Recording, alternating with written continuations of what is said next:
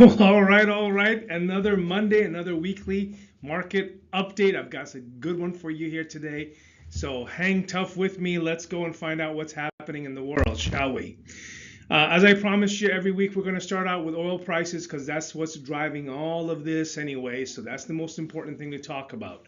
Last week we left it on Monday. WTI was at 98 and Brent was at 104. Today it's 106 and 110. As a quick reminder, when and if either one of those two hits $120 a barrel or beyond, that has always triggered a recession. And so we want to keep a close eye on that.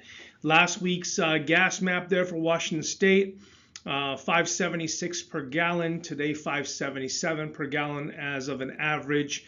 Interestingly enough, San Juan Island went down by almost a quarter, so that was really cool. And so did King County also go down about 15 cents. So who knows how these things are working out? Maybe they're starting to lower their prices because there's not as much demand.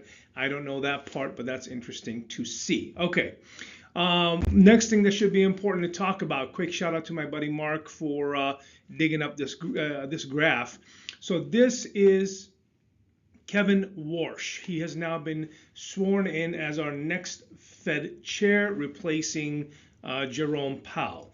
It'll be interesting to see what he's got going on. He's got his work cut out for them because remember, Federal Reserve is in charge of two things, making sure that jobs are ample and inflation is in control. And right now, both of those things are not necessarily there in any way, shape, or form.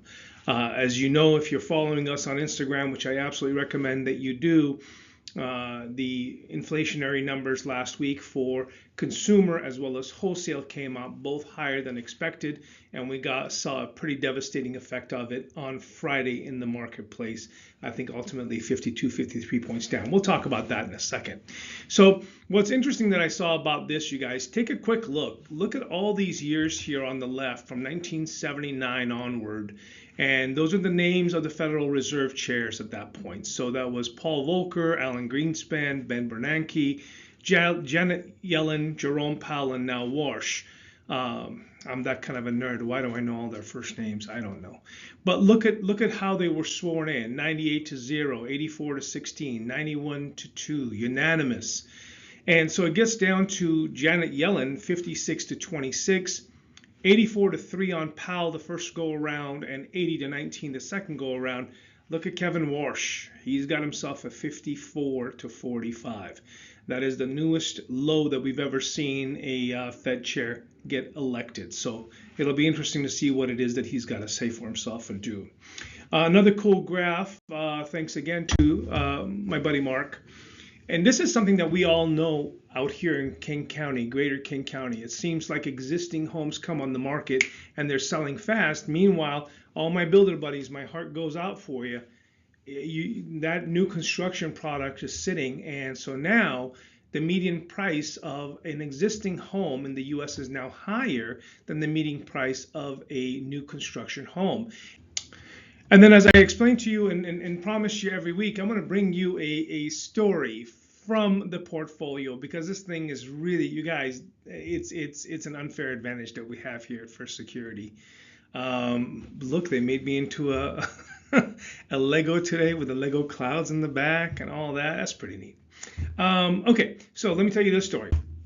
So a nice family approaches us. They had a vision of a piece of property that they wish to buy, and they want to build their forever home on this piece of property. Now, they'd been to 3 other banks they got before they came to us, and they were declined by the 3 banks because their middle credit score was below the 720 threshold, and nobody could overcome that for them. Well, we sat down with them. We started looking at their profile, and funny enough, their credit score was lower than that because of one isolated incident on a department store card that was never even utilized. And so as we looked at that, we dug everything through it. That was the only time this person had ever been late in their entire 30 years of having credit. And so along with the other compensating factors, meaning strength in their other qualifications of capacity to service the debt, their collateral, their down payment, etc., we were able to secure an approval and get them to close.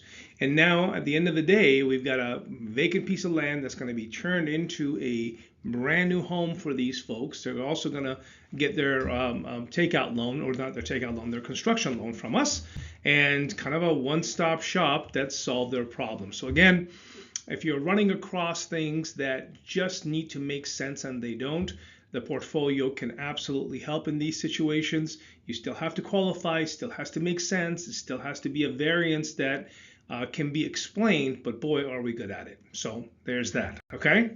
What's happening in the market, you ask? Well, kind of a real intricate, interesting piece in the market right now. This is that yellow circle there that I've got for you. This is Friday that we kind of fell off the face of the earth here. And today we've tried to pick ourselves up, but we haven't. And here's the real culprit.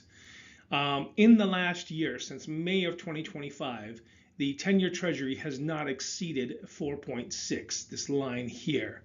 As you can see, on Friday, it peaked its head above, and today it's playing a peekaboo game right here at 4.5954.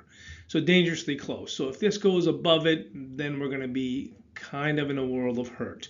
My picture's over this little box down here, but for Monday, National Association of Home Builders, we see their market index. For Tuesday, we're going to see a peekaboo on jobs, see the ADP report. Housing starts on Thursday, no news on Friday. And as I mentioned before, do yourself a favor, follow us on Instagram at OmidS. We post daily updates there for you so you can see exactly what's happening with all of these things so you can make the best financial decisions. What's wrong with that? All right, rates you ask, 6.42 last week, 6.65 nationally this week.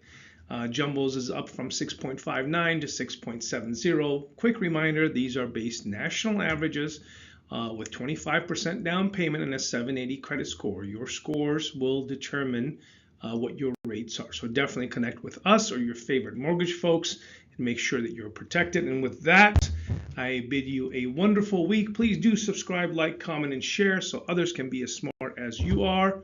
And thanks for spending time with me. See ya.